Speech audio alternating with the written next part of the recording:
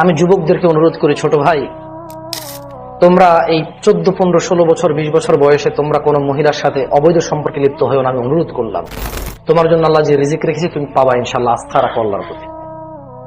আমি যুবতী আমার বোনদেরকে বলতে চাই, বোন, তুমি এই ছেলেদের সাথে তোমার চরিত্র নষ্ট করিও না। তুমি সন্তুষ্ট থাকো। আলহামদুলিল্লাহ, এই দেশের মাটিতে এখনো মানুষ এটা মনে করে না যে মেয়ের বয়স 30 বছর হলে বিয়ে দেবো, ম্যাচুর হইতে হবে।